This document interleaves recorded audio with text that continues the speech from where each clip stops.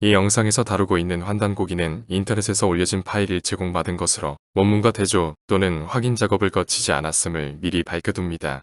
저는 이 영상에서 환단고기 해석에 목적을 두고 있지 않으며 환단고기를 통해 우리 한학적 이야기를 전개하는 데 목적을 두고 있습니다. 따라서 이 영상은 환단고기 원문과 다를 수 있음을 알려드립니다.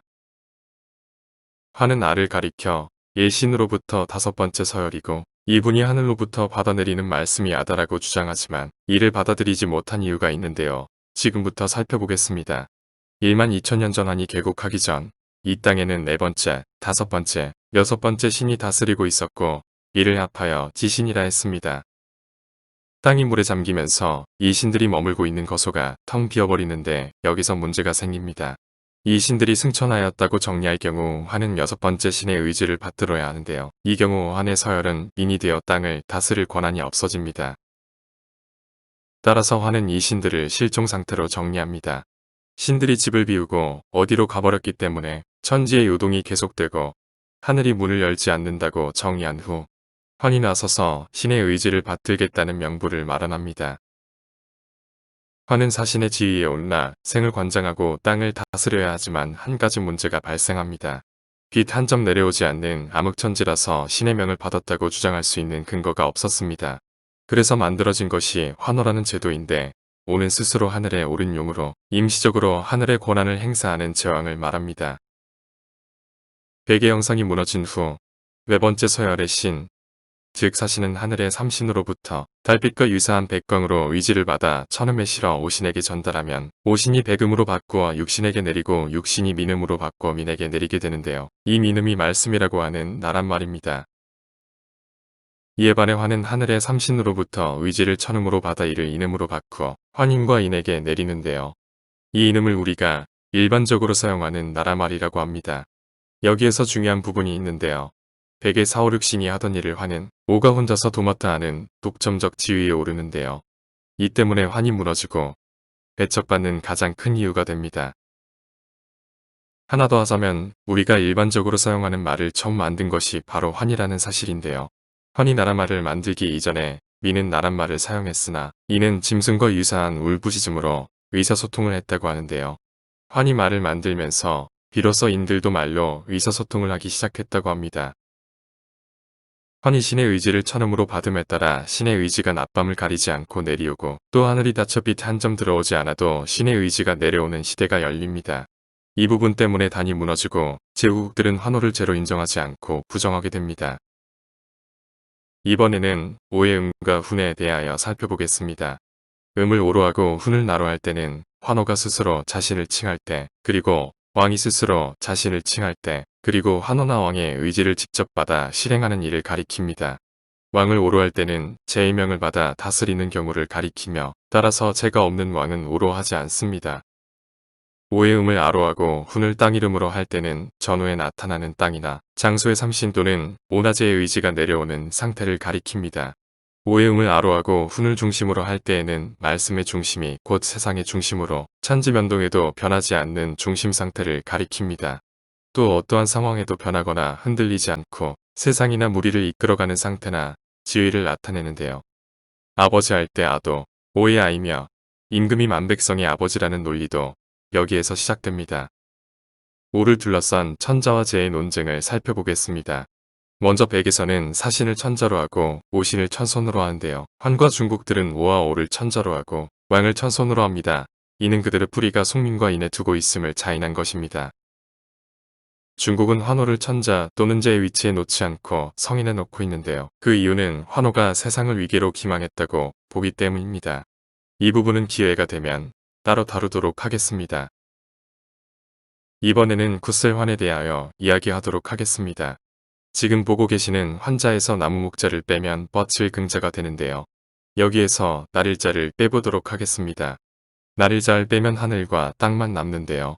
이렇게 텅 빈 공간을 말로써 채운 것이 긍입니다. 이렇게 하늘과 땅 사이를 말씀으로 채운 글자가 뻗칠 긍이며 따라서 뻗칠 긍자는 날일자가 아닌 가로알이 들어가야 합니다. 뻗칠긍에서 가로알이 빠지고 날일이 들어간 것은 단군이 무너진 이후이기 때문에 우리는 여기에서 날일을 빼고 가로알을 넣은 긍자를 사용하여야 환을 이해하기 쉽습니다. 화는 인과 자의 소리를 모으고 다시 이를 골라서 만든 것이 말이며 말을 만든 후 하늘에서 내려온 천음을 인음으로 바꿔 내림이 생김새 때문에 짐승 취급을 받던 무리들도 하늘의 말씀을 듣고 이해하는 시대가 열립니다. 이 시스템으로 되게 복잡한 소통 시스템이 간결한 시스템으로 바뀌지만 모든 권한이 환호에 집중되는 폐습도 생겨납니다. 화는 백의 천지간 수동 시스템을 자동 시스템으로 바꾸어 버리는데요. 백에서는 신들이 집약적 노동을 통해 하늘을 움직여 낮과 밤이 계속된다고 정의했다면 화는 신들이 노동을 통해 하늘을 움직이지 않고 말씀으로 움직여 낮과 밤이 계속된다고 정의한 것입니다. 화의 시스템이 정말 획기적이지 않습니까? 따라서 말을 만든 후 단을 쌓고 하늘에 고하니 천지우동이 멈추고 개천하여 천년 만에 빛이 내렸습니다. 10월 3일 개천절은 이를 기념하는 날입니다. 이에 환히 하늘이 내린 축복을 말에 담아 널리 알리니 수백 년간 천지를 뒤덮던 물이 사라지기 시작하였습니다. 이후로 천지안정의 만물생하니 이를 나타내는 글자가 굳설환인데요. 이 상황을 우주마라생이라 합니다. 이번에는 세울건에 대하여 살펴보겠습니다. 여러분이 지금 보고 계시는 세울건은 길게 걸을 인자와 분율자가 합쳐진 글자입니다. 먼저 분율은 간대와 돈대를 세우다는 뜻에서 심판과 처결의 기록을 뜻하는 분율로 바뀐 글자인데요. 이에 대한 것은 다음 기회로 미루고 여기에서는 천선의 기준만 이야기하도록 하겠습니다. 지금 보고 계시는 세울건은 백이 세운 천선의 기준을 나타내는 글자입니다. 세울건에서 분율을 빼면 쉬엄쉬엄 갈착이 되는데요. 착이란 무엇을 완벽하게 갖추었다 또는 마무리되었다는 뜻의 우리말입니다. 착에서 천선의 기준을 살펴보면 먼저 두상과 얼굴의 형상이 갖추어져야 합니다. 물고기나 손오공 같은 원숭이의 형상은 안 된다는 뜻입니다. 두 번째는 날개의 형상이 있어야 하지만 백이 무너진 후에는 흔적이라도 있어야 했습니다. 세 번째는 어깨와 팔의 형상을 갖추고 두 발로 반듯하게 서서 걷는 즉 직립보행을 하여야 했습니다. 직립보행이 힘들다고 기어가거나 엉거주춤하게 걸으면 착약미달이 됩니다. 따라서 쉬엄쉬엄 갈 착은 힘들 때는 잔지주 부리지 말고 쉬어가라는 뜻입니다. 쉬엄쉬엄 갈 착의 직립보행은 천민에게도 같은 기준이 적용되었는데요. 한양 천리길을 한 달에 가든 1년에 가든 형상을 갖추고 반듯하게 서서 걸어가기만 하면 천민이 된다는 뜻인데요. 반대로 천소는 쉬엄쉬엄 느릿느릿 걸었다는 사실과 조선 양반들이 느릿하게 걷는 걸음이 어디서 왔는지도 유추할 수 있는 글자입니다. 지금 보고 계시는 세울건은 환이 세운 천선의 기준을 나타내는 글자입니다. 환은 백이 세운 천선의 기준에서 어깨와 두 다리만 남기고 빼버리는데요. 그래서 이를 인의 기준 또는 평등의 기준이라고 이야기합니다. 환희는 이 신이 말씀으로 잉태하여 태어날 때부터 인의 형상으로 태어난 관계로 두상과 날개의 기준 그리고 직립보행을 천선의 기준에서 제외시킵니다. 아장아장 걷든 앉아서 걷든 형상과 자세에 상관없이 두 다리로 걸어서 서울만 가면 천선이라는 이야기인데요. 다만 조건이 하나 있습니다. 쉬엄쉬엄 갈착이 한양 천리길을 걸어가는데 기간 제약이 없었다면 길게 걸을 이는 정해진 기간 안에 서울에 도착해야 한다는 점이 달랐는데요. 이로 인해 수많은 인들이 천선에 도전하면서 인류 발전에 위대한 공헌을 하게 됩니다. 이번에는 나라 국자에 대하여 살펴보겠습니다. 국은 후천의 계급과 서열에 따라 그 종류가 매우 많은데요. 여기서는 간단하게 세 가지만 살펴보겠습니다. 가장 상위 개념의 나라는 천국으로 천국은 땅을 벗어난 허의 천국과 땅에 있는 실의 천국으로 나누어지는데 여기를 하늘이라 합니다. 하늘 아래에 나라시라는 민국이 있고 민국과 인국 사이에 나라라는 중국이 있습니다. 황국의 지위는 지상에서 가장 높고 땅의 우주화생을 관장하는 위치에 있으며 환의 중심이 환호입니다. 그러나 환호가 하늘에 오르지 못하면서 환국도 천국에 오르지 못해 그 위치가 애매모호하게 되고 환의 권력투쟁이 심화되는 계기가 됩니다. 이번에는 아환건국을 바탕으로 황국의 업적에 대하여 살펴보겠습니다. 백은 형상과 능력은 비례한다며 형상에 따른 계급적 신분사회를 구축하고 세상을 다스려 왔습니다. 반면 환은 능력은 형상과 비례하지 않고 지위와 비례한다며 형상에 관계없이 능력만 있으면 환희는 물론 환호까지 오를 수 있는 제도를 만들어 운영합니다. 한국은 1만 년 전 고대사회에서 지구상 최초로 평등사회 구축이라는 토대를 마련합니다. 이는 세계사뿐만 아니라 어느 신화에서도 찾을 수 없는 획기적인 제도입니다. 다만 환이 완벽한 평등사회를 구축한 것은 아니었다는 점도 알아두어야 합니다. 전선의 기준 완화는 인류의 비약적인 진화와 발전을 가져오게 됩니다. 환이 없었다면 현재와 같은 인류는 없었을지도 모르며 인류는 유인원과 같은 삶을 살아야 했을지도 모릅니다. 특히 천선의 기준을 어깨의 형상을 가지고 두 발로 일정한 거리를 걷는 것을 기준으로 삼음으로써 인의 직립보행에 기틀을 닦았다고 할 수 있습니다. 환은 하늘 시스템을 간결하게 하여 불필요한 천재를 없애고 이에 따른 수탈 구조를 파격적으로 개혁합니다. 백광을 잃어버린 백의 말씀은 천음이라 하여 소리가 머리로 내렸고 그 소리가 민으로 내린 것이 나란 말인데 발음이 어렵고 이해하기도 어려웠습니다. 이에 환은 인과자들이 쉽게 사용할 수 있는 말을 만들어 세상에 전함으로써 인류가 이 말로 소통과 교류를 시작하며 인류 발전에 기여한 점입니다. 우리 역사는 이러한 환을 인의 성인이라며 비하하고 그 업적을 평가절하하고 있으나 환은 이 업적만으로도 모든 인류가 길이 남길 칭송을 쌓은 것입니다. 지금부터는 최고 유일신에 대하여 살펴보겠습니다. 보고 계시는 글은 가장 첫 자인데요. 이 글자는 하늘에서 아오한으로 내려오는 말씀이 어떤 하늘인지 구체성을 나타내고 있는 글자입니다. 가로알은 하늘에서 내려오는 말씀으로 환과 오에 내려오는 말씀을 뜻합니다. 귀는 환으로 내려오는 말씀이 귀로 들리는 형상을 나타내고 있습니다. 백의 백광과 천음, 노는 백음은 말씀이 머리로 내려 올렸다고 하는데요. 가장체는 하늘에서 내려오던 신광이 귀로 들리는 소리로 바뀌었음을 나타내고 있습니다. 떠오는 말씀의 상태를 나타내는데요. 내리는 말씀이 중단되었다가 다시 내려오는 상태 또는 말씀이 겹친 상태를 나타냅니다. 여기에서는 말씀이 겹친 상태를 설명해주고 있는데요. 이 부분은 잠시 후에 다시 이야기하겠습니다. 옛고름 하늘에서 말씀이 내려오고 있는 상태를 나타내고 있는데요. 말씀이 다른 곳으로 새지 않고 곧바로 내려온다는 뜻입니다. 이것이 옛고가 된 이유는 이 말씀이 내려온 역사가 오래되었다는 뜻이고요. 요즘 말로 하자면 환은 신흥 종교가 아닌 역사와 전통이 있는 종교다. 이렇게 해석할 수도 있을 것 같습니다. 있을 이유는 잠시 뒤로 미루고요. 이번에는 한일에 대하여 살펴보겠습니다. 가장최에서 신의 말씀이 겹쳤다고 이야기했는데요. 그 겹친 신이 일신이라는 뜻이고 여기에서 일은 합일을 말합니다. 합일이란 여러 일이 합쳐진 것을 말하는데요. 4, 5, 6신이 우주를 비우고 실종 상태이므로 합쳐질 수 있는 신은 하늘로 승천한 1, 2, 3신입니다. 세 분의 신의 말씀이 동시에 내려온 곳이 환이고 이 말씀을 받는 이가 오다 이런 뜻인데요. 환은 하늘을 구성함에 있어서 백과 다르게 구성했다는 사실을 나타내주고 있습니다. 세 분의 신이 동시에 환의 말씀을 내리고 오가 그 말씀을 모두 받으니 환오가 천지의 중심이 됩니다. 그 권력은 지구를 통합한 대통령보다 몇 배 더 막강했을 것입니다. 이번에는 조금 전 뒤로 미뤄두었던 있을 이유를 살펴보겠습니다.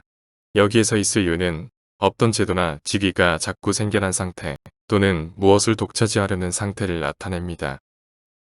고대 문서에서 이런 형식의 글을 가끔 발견하는데요. 전후 문장이나 낱말을 동시에 긍정하거나 부정할 때 사용하는 방식입니다. 즉 유는 최고와 일신의 같은 뜻으로 사용한 것인데요. 이 문장에서는 최고의 유와 일신의 유가 각기 다른 뜻이 부여되고 있습니다. 최고에 붙는 유는 하늘의 말씀을 독차지하고자 없던 제도나 직이 새로 생겼다는 것이고 일신에 붙는 유는 일신을 독차지하고자 다른 행위가 있었다는 것인데요. 그 행위가 기록하기 좀 거시기했던가 봅니다. 유의 훈이 이렇게 사용된 시기는 기원전이고 신을 하나로 합한 말씀을 뜻하는 가장최는 기원 이후에 사용되던 글자입니다. 특히 신을 합의로 하지 않고 합일로 하였다는 점을 볼 때 신라가 신을 천인으로 조작하기 이전에 환단고기를 수정한 것으로 보입니다. 따라서 환단고기는 기원전에 만들어진 것을 신라 때 누군가 몇몇 글자를 바꾼 것으로 추정됩니다. 최고 유일신은 하늘에 승천한 신이 일신이 되었음을 나타내주고 있고 환호와 환인, 환인이 이신이 되어 하늘을 구성했다는 이야기가 됩니다. 문제는 여기에서 천인이 사라진다는 점입니다. 이 부분이 환곡의 종말을 가져오는데요. 매우 제한적이지만 환의 종말을 따라가 보도록 하겠습니다. 있을 재는 하늘의 말씀을 살피는 상태 또는 관망하거나 눈치를 살피는 상태를 나타내는 글자입니다. 재를 장소로 할 때는 그 살피는 장소를 말하고 있다고 할 때는 그 장소가 있다, 존재한다는 뜻입니다. 여기에서는 눈치를 살피다는 의미로 사용되었는데요. 누구의 눈치를 살폈을까요? 당연히 환일 것입니다. 이사는 같은 무리가 서로 달라서 떨어져 나온 상태를 나타내는데요. 요즘으로 치면 정치판의 분단과 같은 의미입니다. 서로 의견을 달리하거나 나아가는 길이 달라서 갈라선 모양인데요. 쪼개거나 달라진 상태, 무엇으로부터 떨어져 나온 상태를 나타냅니다. 여기에서는 떨어져 나온 쪽이나 원래 있던 쪽이나 같다는 의미를 포함하고 있습니다. 따라서 환에서 떨어져 나온 무리의 행위를 살펴보면 환의 행위도 함께 나오며 그 행위가 환국이 무너지는 계기가 되었음을 알 수 있게 됩니다. 백은 천인부터 천성까지를 말하고 그들의 의지를 나타내는데요. 백력은 의지를 받드는 행위를 말합니다. 천주의 백력은 일천이고 일천의 백력은 이천으로 하여 사다리 타듯 육신까지 내려옵니다. 그렇다면 육신의 백력은 누구일까요? 정답은 천사인데요. 전손들이 바로 천사이고 그 아래 사역으로 민들이 있습니다. 헌에서 갈라져 나온 무리들이 어느 위치에 백력을 하고자 했을까요? 답은 지천에 있습니다. 갈지는 새싹이 돋아나기 시작한 땅을 찾아가는 상태를 나타냅니다. 따에서 새싹이 돋아나기 시작하여 땅이 된 이야기는 한학에 의해서 미리 말씀을 드렸는데요. 그곳에 하늘이 있습니다. 치라고도 하며 보라고도 하는 이천인이 내려와 땅에 성을 쌓아 천국을 만든 곳이 있는데요. 그곳에 땅의 생을 관장하는 사신이 머무르다 사라지고 현재는 비어있는 상태로 있는지, 즉 땅에 천국이 있습니다. 제4백력지천은 환의 눈치를 보던 무리들이 떨어져 나오기를 백력이 되고자 지로 가서 스스로 사신에 올라 하늘이 되었다는 이야기인데요. 문제는 떨어져 나온 무리들이나 환인들이나 하는 짓이 똑같았다는 점입니다. 헌에서는 이러한 일들이 자주로 일어나 종국에는 하늘로부터 벌을 받았다는 이야기입니다. 이번에는 위독화지에 대하여 살펴보겠습니다. 하유이는 서로 연결되지 않았음에도 연결된 것처럼 가장하는 상태를 나타내는 글자입니다. 예를 들어 낚시꾼이 낚시 바늘을 연결하지 않고 낚시대를 물에 들이우고 고기를 잡는 것처럼 하는 모양을 말하는데요. 이 글자와 딱 맞는 사람이 강태공입니다. 낚시 바늘을 연결하지 않고 낚시대를 들이우고 있는 낚시꾼의 태도나 행위가 거짓된 상태라는 뜻으로도 사용되었습니다. 바늘을 달지 않은 낚시꾼은 몰속에 고기를 속였을까요? 아니면 주변 사람이나 세상을 속였을까요? 이러한 이유로 가장한 낚시꾼의 태도나 행위를 기망이라 보는 것입니다. 할위자의 쓰임새가 현재와 같이 변한 시기는 한학의 이해에서 말씀드렸던 환소열의 창종입니다. 홀로 독은 결정을 독단하고 행위를 전달하는 상태를 말합니다. 더하여 신이라 자칭하는 무리들이 사람이나 미물을 장난치듯 가지고 노는 상태를 나타내는 글자입니다. 통용 문자에서는 신이나 위신이 개로 바뀌어서 개가 심심하여 미물을 상대로 장난치는 상태를 나타냅니다. 한은 한학의 이해에서 이미 설명을 드렸는데요. 하늘과 땅의 움직임과 그 속에서 일어나는 천지자연의 변화 그리고 그 변화 속에 담겨있는 생사를 뜻하는데요.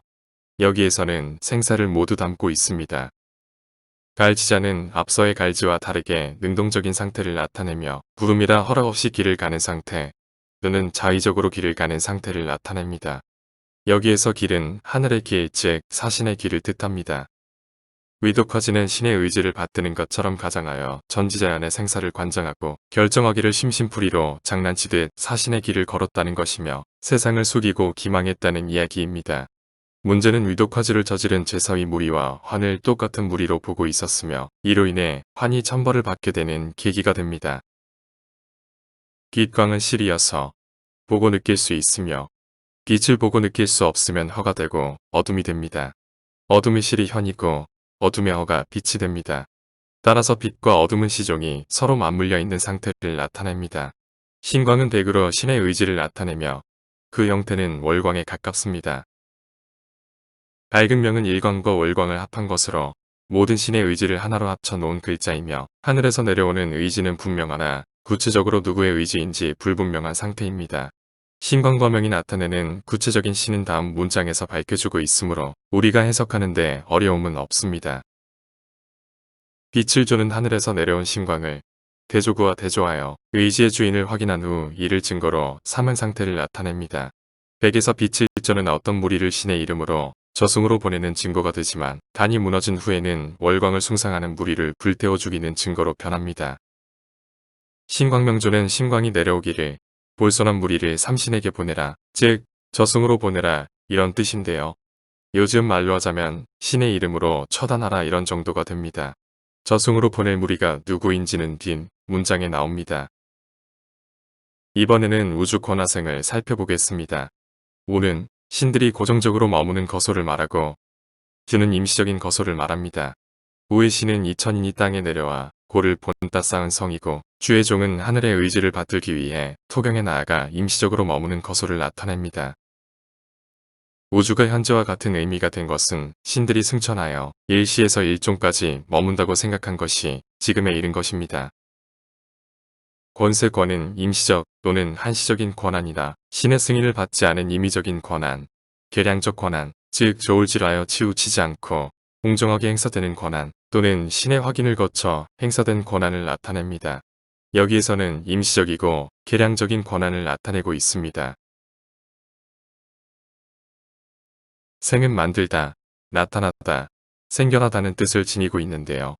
구체적으로 가지수가 너무 많아서 일일이 열거하기는 힘들고요. 조선시대까지 남아있던 대표적인 세 가지를 이야기하면 생은 스스로 나타나다는 뜻으로 사용하고 만들다는 두 가지로 구분하는데요. 조사국은 말씀으로 나타나게 하다, 공국은 파종하여 나타나게 하다 또는 만들다의 뜻으로 사용됩니다. 여기에서 생은 세 가지를 모두 망라하고 있는데요. 환단고기를 읽으면서 고대 문장이 정말 어려운 뜻을 담았다는 사실에 새삼 놀라고 있으며 처음으로 머리에 쥐가 나려 합니다. 여기에서 우주 권하생은 땅의 시작과 끝 그리고 그 안에서 일어나는 천지자연의 변화와 법칙, 그 법칙에 따라 일어나는 모든 생을 관장하는 임시적 권한을 말합니다. 즉 하늘의 삼신이 땅의 누군가에게 사신의 권한을 부여하고 지를 관리하라 명한 것입니다. 이번에는 만물장생에 대하여 살펴보겠습니다.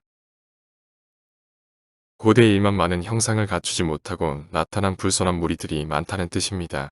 신들이 잠시 쉬는 사이 하늘의 의지에 반하여 나타난 무리, 형상을 갖추지 않고 나타난 무리, 하늘의 불손한 무리를 일컫는데요.